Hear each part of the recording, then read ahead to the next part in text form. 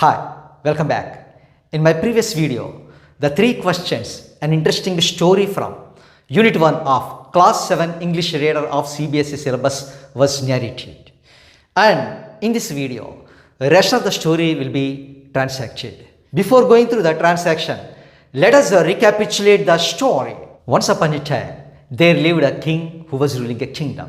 One day, he felt he would never get a failure if he would know the answers for 3 questions.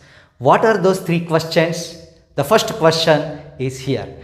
What is the right time to begin something? Second one, which people's words should the king listen to? Third question, what is the most important thing for the king to do? In order to get the answers for these 3 questions, the king sent his messengers across his kingdom.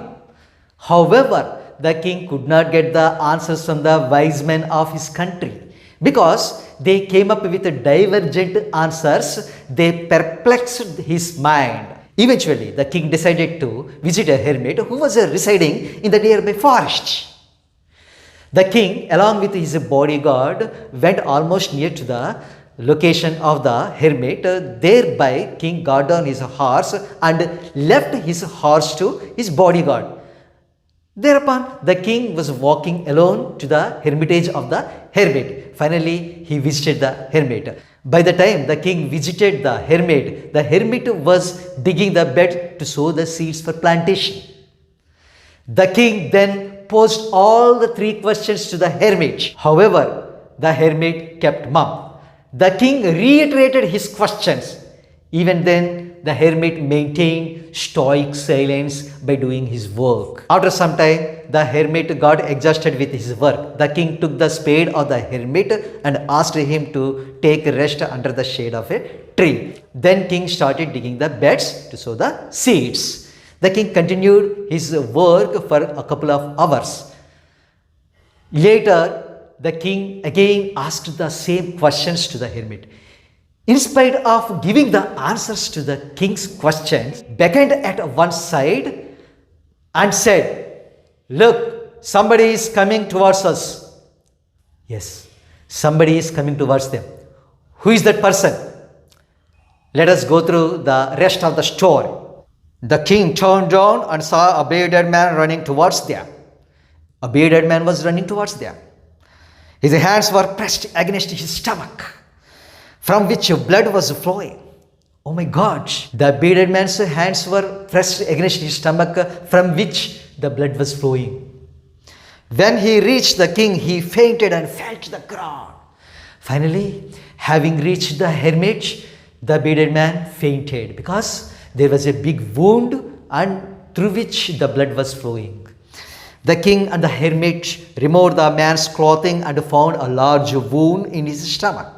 The king washed and covered it with his handkerchief, but the blood would not stop flowing. The king redressed the wound until at last the bleeding stopped. The king did great favor to the wounded man by redressing the wound, and finally the blood stopped bleeding. The man felt better now and asked for something to drink. The king brought fresh water and gave it to him. By this time, the sun had set and the air was cold. The king, with the hermit's help, carried the wounded man into the hut and laid him on the bed. So, the bearded man was feeling better, asked some water for drinking. The king brought the fresh water to the bearded man. The bearded man drank the water. Thereby, the king and the hermit took the bearded man inside the hut and laid him on the bed. The man closed his eyes and lay quiet. The king, tired by his walk and the work he had done, lay down on the floor and slept through the night. When he awoke, it was several minutes before he could remember where he was or who the strange bearded man lying on the bed was. The king, who had done hard work throughout the day and served the bearded man, finally got exhausted and lay on the floor. He slept throughout the night. Finally, he awoke. The bearded man saw king was awake. "Forgive me," said the bearded man in a weak voice when he saw that the king was aware. So, having seen the king, the bearded man mouthed the words, "Forgive me." His voice was weak. "I do not know you and have nothing to forgive you for," said the king. The king hadn't known the man before and said the same words to the bearded man. "You do not know me, but I know you. I am that enemy of yours who swore revenge on you because you put my brother to death and seized my property. I knew you had gone alone to see that hermit, and I made up my mind to kill you on your way home. But the day passed and you did not return, so I left my hiding place. And I came upon your bodyguard who recognized me and wounded me.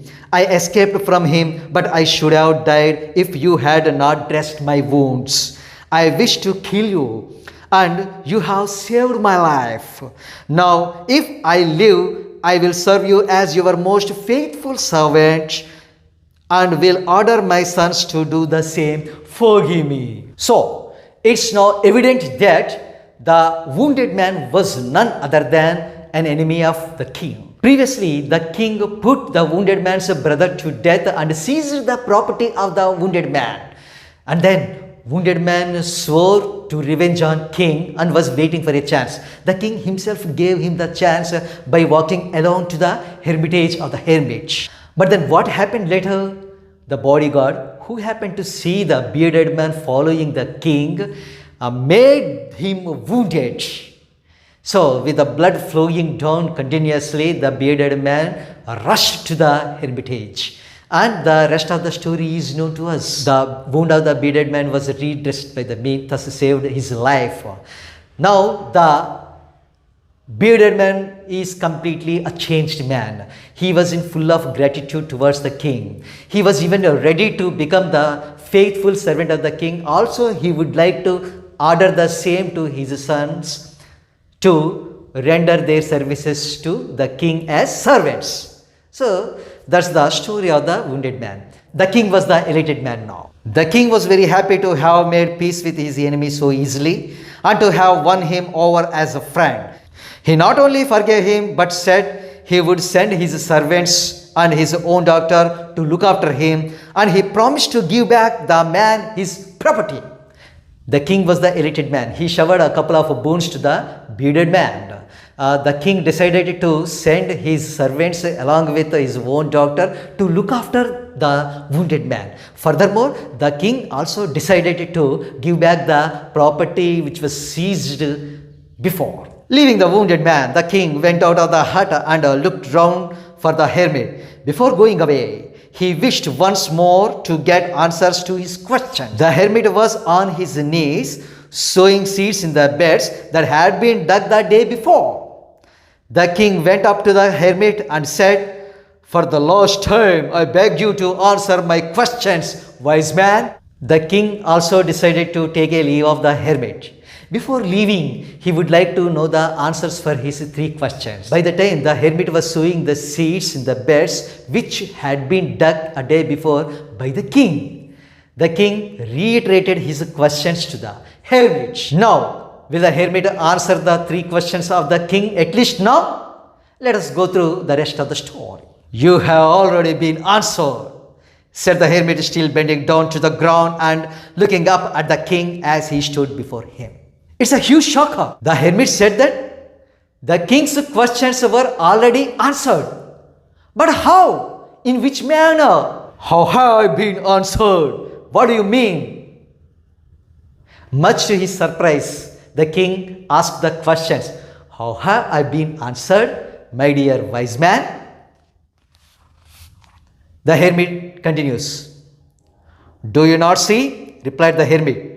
"If you had not pitied my weakness yesterday and had not dug these beds for me, you would have gone away. Then that man would have attacked you and you would have wished you had stayed with me. So the most important time was when you were digging the beds." The first question was answered by king himself unknowingly and unintentionally. What's the first question actually? What's the right time to begin something? So the most important time was when the king was digging the beds. And I was the most important man. Saying so, the second question was also answered. And to do me good was your most important business. So the second question and third question of the king were also answered. What's the second question? Which people's words should the king listen to? The hermit's words should the king listen to. Then what was the most important business? Digging the beds was the most important business. Afterwards, when the man ran towards, the most important time was when you were caring for him. Because if you had not dressed his wounds, he would have died without having made peace with you. So, he was the most important man. And what you did for him was your most important business. And here, the hermit took another instance in which also 3 questions of the king were answered. What's the first question? What's the right time to begin with? How was the first question answered? The king redressed the wound of the bearded man. That's the answer for the first question. Then, who was the important man for the king in this instance? The bearded man was the important man for the king. Then, doing good for the bearded man was the answer for the third question. And now, the hermit becomes more preachy. Remember then, there is only one time that is important, and that time is now. It is the most important time because it is the only time we have any power to enact.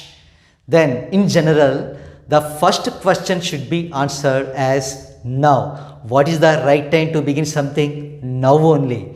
The most necessary person is the person you are with at a particular moment, for no one knows what will happen in the future and whether we will meet anyone else. Who should be the most important person?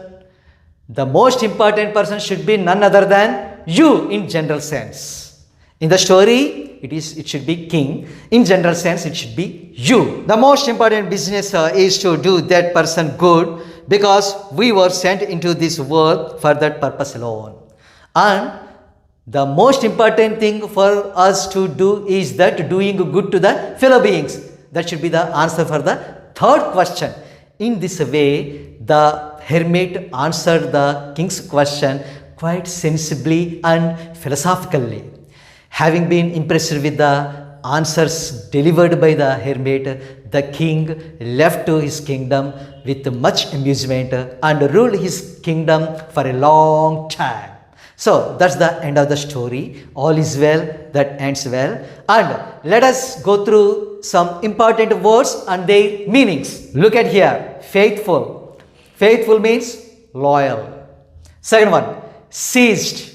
Seized means took by force.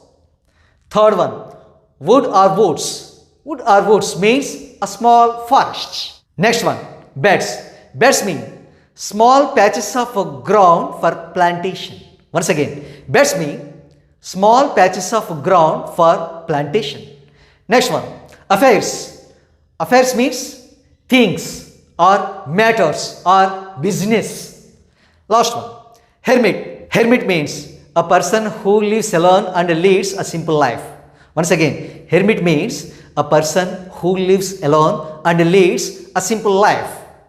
In short, he should be a sage or a rishi. So these are the important words and their meanings. And let us go through some important questions and their answers.